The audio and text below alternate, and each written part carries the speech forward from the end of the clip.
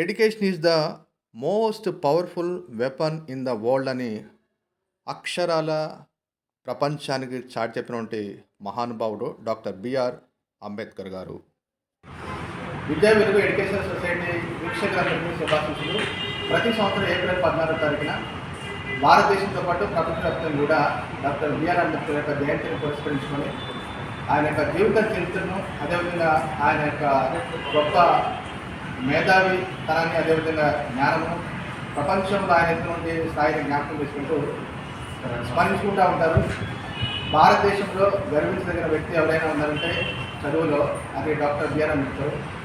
ప్రపంచంలో అధికారం ద్వారా ప్రపంచానికి పరిచయం ఉన్నారు. వారిలో ద గ్రేట్ అలెగ్జాండర్, అదేవిధంగా బ్రిటిష్ యువరాజులు, రాజులు, రాజరికులు ఎంతోమంది పేరు ప్రఖ్యాతులైనటువంటి విక్టోరియా మహారాణి మనకు తెలుసు.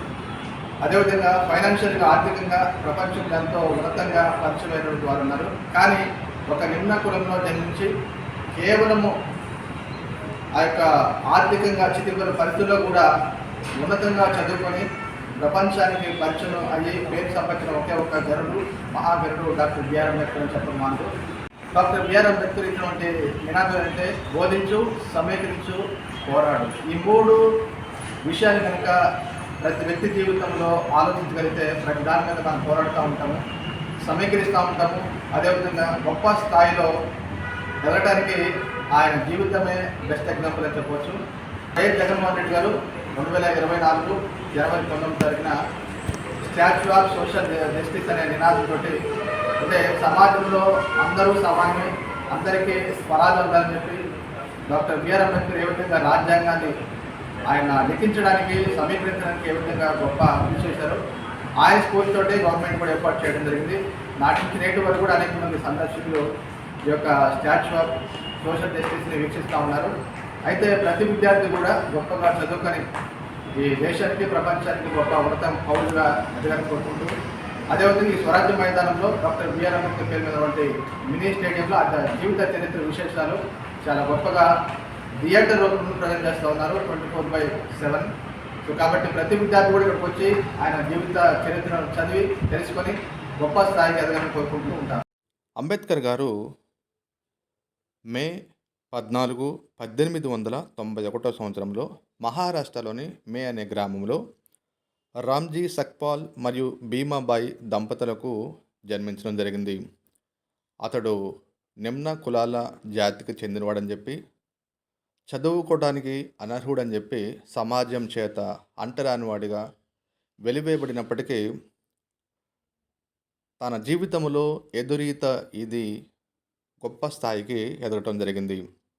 అతడు క్రమక్రమంగా సమాజంలో పరిస్థితులన్నింటిని కూడా అవగాహన చేసుకొని, చదివే ఆయుధంగా తన జీవితంలో మలుచుకొని బొంబాయి విశ్వవిద్యాలయంలో గ్రాడ్యుయేట్గా పూర్తి చేయడం జరిగింది.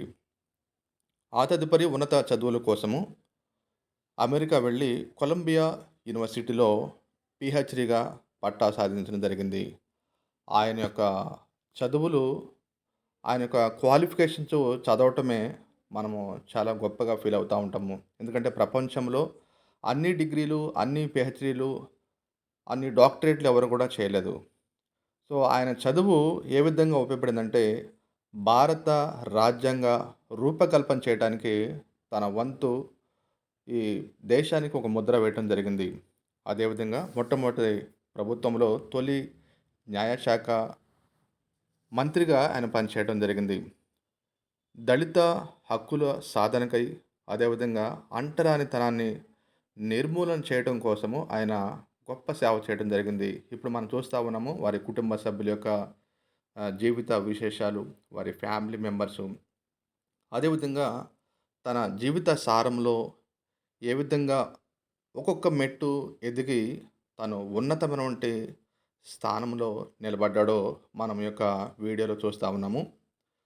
సో ఆయన యొక్క వివాహ, ఆ యొక్క జీవిత విశేషాలు, ఆ తదుపరి ఆయన ఏ విధంగా ఎక్కడెక్కడ చదువుకున్నాడో, ఎక్కడెక్కడ ఏ విధమైనటువంటి ఆ చదువులు అభ్యసించాడో అవన్నీ కూడా స్లైడ్స్లో మూవీ రూపంలో ప్రజెంట్ చేస్తూ ఉన్నారు.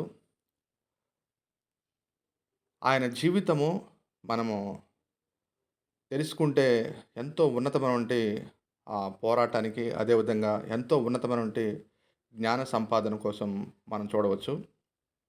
ఆయన యొక్క అభిరుచులు చూస్తా ఉంటే ఎప్పుడు కూడా ఆయన చదువు విషయంలో, అదేవిధంగా ఆయన వయోలిన్ వాయించటంలో గానీ, రకరకాల హ్యాబిట్స్ కలిగి ఉన్నారు. సో, ప్రతి విద్యార్థి కూడా జీవితంలో మంచి హ్యాబిట్స్ కలిగి ఉన్నట్లయితే, జీవితంలో గొప్ప స్థాయికి ఎదగటానికి ఆస్కారం ఉంది. ఆయన పోరాటానికి, జ్ఞానానికి, సేవకు, సామాజిక న్యాయానికి ఆయన సేవలు దేశానికి పునాది వేయటం జరిగింది. ఇక్కడ మనం చూస్తా ఉన్నాము.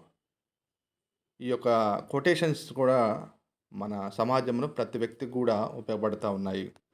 మతం మనిషి కోసమే గానీ, మనిషి కోసం మతం కాదని ప్రతి పౌరుడు కూడా గుర్తించాలి.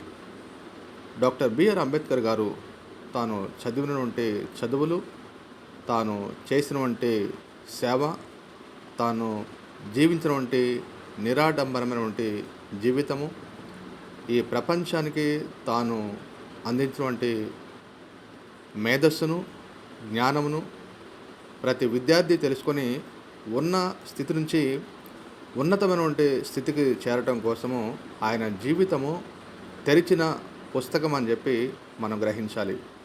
ఎందుకంటే ప్రపంచంలో ఏ పౌరుడైనా గొప్ప స్థాయికి ఎదగాలంటే కేవలము చదువు ద్వారానే ఎదగొచ్చని చెప్పి ఈ ప్రపంచానికి చాటి చెప్పినటువంటి మహనీయుడు ఆయన. ఆయన 65 సంవత్సరాల జీవిత కాలంలో ఢిల్లీలోని డిసెంబర్ 6, 1956 సంవత్సరంలో మరణించడం జరిగింది. ఆయన చేసినటువంటి సేవలకు, దేశానికి, ప్రపంచానికి ఆయన అందించినటువంటి ఆ ఉన్నతమైనటువంటి సేవలకు గాను భారతదేశము 1990 సంవత్సరంలో దేశంలో అత్యున్నతమైనటువంటి పురస్కారం వంటి భారత రత్నతో సత్కరించడం జరిగింది. సో, ఆయన జీవితము ప్రతి వ్యక్తి తెలుసుకొని ఉన్నత స్థితిలోకి వెళ్ళాలని చెప్పి విద్యా వెలుగు ఎడ్యుకేషనల్ సొసైటీ తరఫున మీకు తెలియజేస్తా ఉన్నాను. నేటి బాలలే రేపటి భావి భారత పౌరులు కాబట్టి దేశానికి పనికొచ్చే పౌరులుగా ప్రతి కుటుంబంలో ప్రతి వ్యక్తి కూడా గొప్పగా ఎదగాలని చెప్పి ఈ సమాజంలో ఉన్నటువంటి అంటరానితనాన్ని, అరాచకాలను, ఆర్థిక దోపిడీని, అదేవిధంగా హక్కులు కాల భంగం చేసే వ్యవస్థ నుంచి బయటపడాలంటే భారత రాజ్యాంగము అత్యున్నతమని చెప్పి చాటి చెప్పినటువంటి మహనీయుడు డాక్టర్ బిఆర్ అంబేద్కర్ గారు. ఆయన జీవితము ఎంతోమందికి స్ఫూర్తిదాయకము. ఆయన తెలుసుకొని ఉన్నత పౌరులుగా ఎదగాలని చెప్పి ఆకాంక్షిస్తూ విద్యా వెలుగు తరపున శుభాకాంక్షలు తెలియజేస్తా ఉన్నాను.